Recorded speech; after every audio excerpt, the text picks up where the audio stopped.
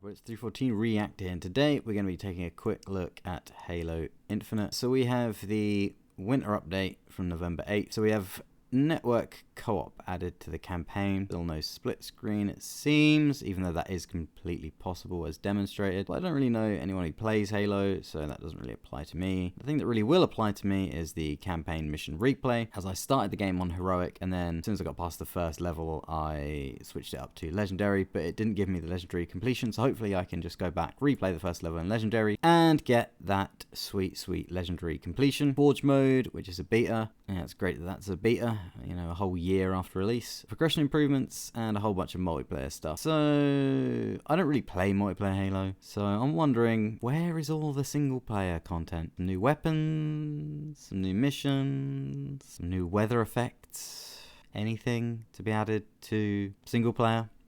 No? Nothing? Okay. So again, it's another one of those games where they've just pretty much not even bothered completing it, then tried to complete it, and then kind of just forgotten all about the single player. I'm going to look at the mission replays, but what I'm really going to get out of this is probably the performance of the 4090, along with the Ryzen 7700X, because before I was running this on a Core i7 6700K. So let's dive on in and see what we see. Alrighty, so here we are. Everything's maxed out. Got the frame rate unlocked. So let's jump into the campaign. And interestingly, there's still no DLSS or DLAA or anything like that. Alright, so here we are. Now what I really liked in this game was all the cool different weapon variations. So I was hoping that they would have added in, you know, some extra weapons under here to unlock. But it just seems we're still on the same ones that were before. Nothing in the patch notes about it. And nothing to indicate that they are going to add more in. So that's a bit annoying. I just don't get why the companies like this always overly focus on multiplayer. But look at that. Look how cool that looks. A white needler, right? There could just be so many more weapon variations. Like in Halo 5 multiplayer, where they added in loads and loads and loads of different weapon variations. But they were all in the multiplayer. Let's get a vehicle down. Oh, no. Oh, no. Oh, they fixed that. They used to just straight up kill Marines. So we're getting about 90 to 100 frames here. Just over 100 frames in some areas, which is pretty good. It was getting about 60 before, with some dips below. GPU utilization is at 95%. CPU utilization is reporting as 4%, but that's often a bit sketchy, I find, with NVIDIA overlay. So I'm not 100% sure on what that's really running at. But it does seem to be GPU limited still. Oh. See, that's cool. See, they added a lot of cool stuff to this game.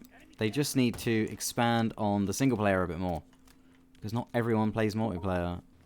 Because what they need to do is add a whole extra bunch of islands and stuff that you can get to by flying a Pelican over, or something like that, so that you can go over to a silent cartographer style level or an assault on the control room style level, and just have different weather bits for this as well, so you can have it raining and stuff like that. But they just don't seem to have, well, they're still finishing the core game, it seems, so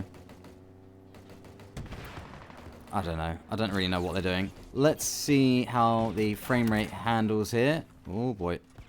Oh, this could get bad. I didn't see the frame rate dip below 90 though there, or not much below 90 anyway.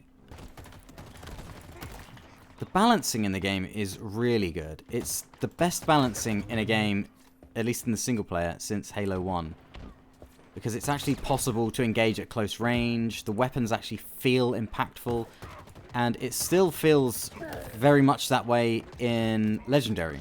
So that's one thing Halo Infinite has got going for it, big time, and I'm surprised they actually managed to pull it off. Here we go. Come on, let's not get stunned. Keep going, keep going. Frame rate still around 80 to 90. So yeah, the combat, the atmosphere is all really good. There's just a little bit missing. And spoiler alert, but the last third of the game is basically just linear. It becomes completely pointless to have unlocked everything, because you don't get access to any of the things you unlocked in that last third of the game. It's just what you can pick up in a linear environment. Oh yeah. Halo Infinite is not all bad by any means.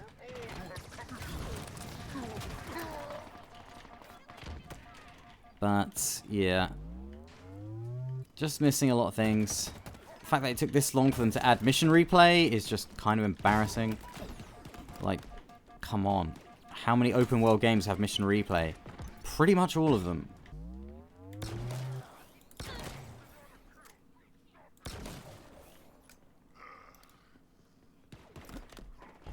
Oh boy. Let's have a look at the mission replay. So you go to the TAC map and you go to show missions. So that looks like all the bosses. Okay, that's a lot of stuff. Oh, okay, so you can replay individual little side missions and stuff. That's pretty cool. Well, it's just like the first level. Is that it? Can we replay that? Here we go. Okay, so here we are back on the first level. Now we're going to do it in Legendary. So in here we're running at 170 FPS. So I still have my Needler here that I picked up from the earlier level. So I wonder if this is like New Game Plus where you can go back and replay the levels with unlocked weapons. That'd be cool. The last third of the game was so annoying. So it'd be good to get New Game Plus. Because I spent like 40 hours unlocking everything for the end of the game, and then suddenly it just goes, oh no, there's no more accesses to FOBs or any of the weapons you unlocked, and you just have to kind of go through a bunch of the same looking corridors for about 4 hours, fighting really dull enemies and endless bosses. And it's like, well, what was the point in unlocking all the stuff then? I thought I'd have a full sandbox to finish the game with. There we go. There's a lot of potential for this game. They just need to fix a lot of it up. Just give people split screen, co-op, just do it, and stop making excuses. Expand the single player. But then I heard that a lot of it was done by contractors and outsourced. I don't know how true that is, but if they can't get those people back, it might be difficult to expand it. And all the season stuff, like I said, I don't play the multiplayer, but the season stuff is just ridiculous. Seasons going on for way too long, barely any content. And also, so if we look at the TAC map here, you can see this huge area here, all this stuff to explore and do. And you'd think, oh yeah, it'd be all of this will be explorable and have cool stuff in it. But this whole area here, you end up in here, you go through here, it takes forever, and you come out here and it's linear, linear, linear, linear. And then you just sort of finish the game. Why do they do that? You'd expect this to be as dense as this. It just seems like they run out of time. I love the pattern on the Covenant weapons here. That hexagonal pattern. Oh, it's so nice. And like I said, all the weapons feel great. The hook shot feels brilliant. Fighting enemies in Legendary is actually fun again. Except some of the bosses. Which is where they screwed up. But at least even the bosses, you knew how to defeat them. It's not like Tartarus. They've done so much with this game. So much potential. And yet they still somehow managed to kind of mess it up. And the fact that the only content for single player has been replaying missions and co-op so far is just ridiculous. Because even the multiplayer hasn't had that many updates. So another thing they got right with this game was a lot of the particle effects. Now, there's still not enough blood that comes out the enemies here, but whatever. That's a different issue, because but if you look at the particles here, look at the way they land and spray around. Look at that. And they even sit down the floor and cool off. Awesome. Still not quite as good as Halo 1, I don't think, except those GPU particle effects when there's a big explosion. But for the most part, yeah. Like, it's sparks and stuff that come out, but they don't bounce as much as they used to in Halo 1.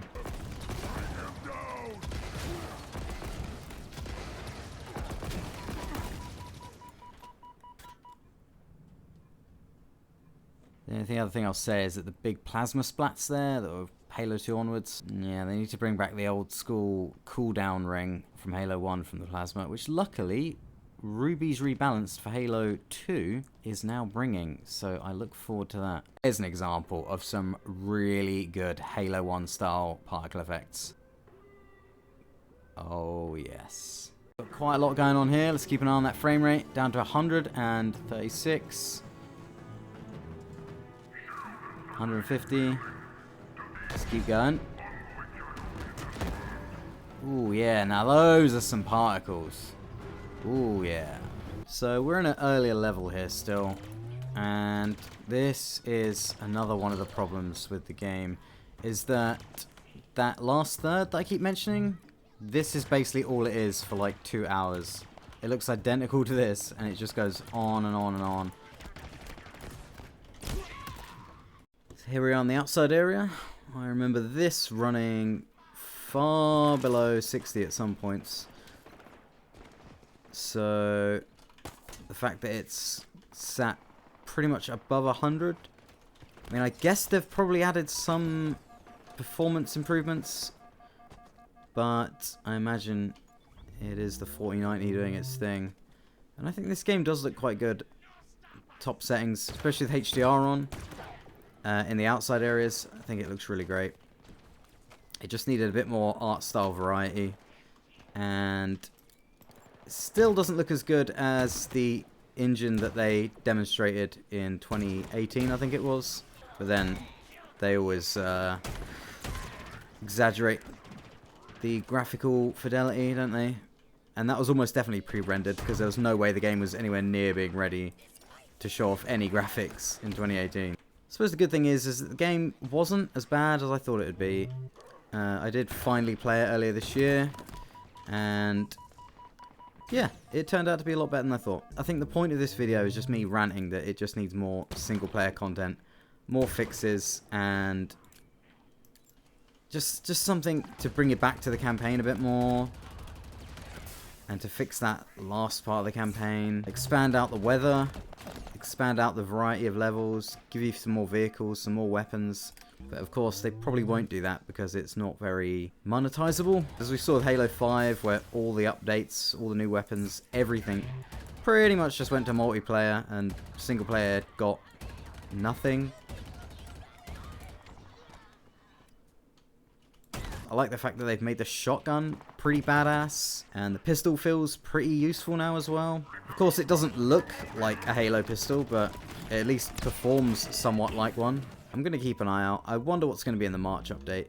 I may do an RTGI video on this. I was going to wait until they put RTX in the game, but I don't think that's coming until March as far as I've heard, so I may as well just do some software-based ray tracing.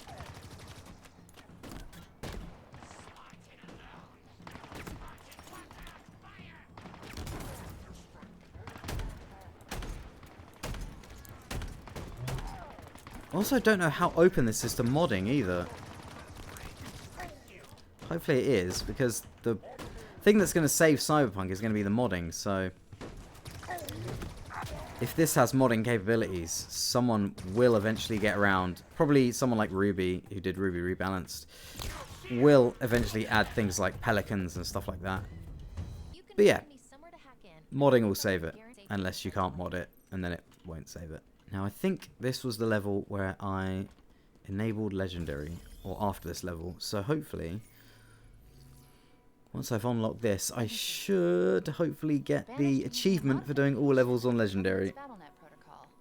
Pretty easy to push through, and done. I've removed this location from their system. We're safe here. LZ secure.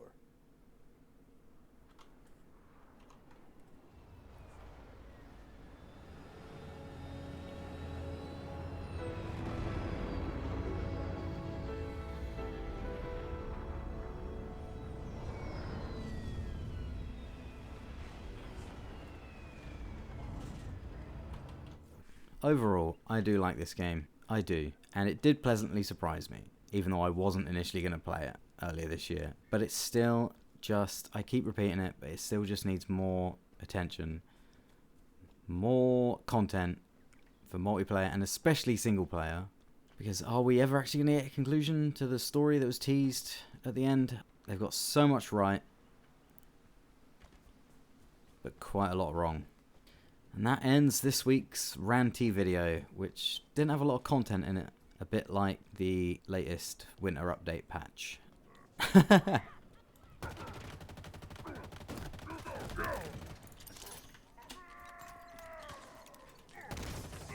Look at that frame rate though, over 100 frames a second.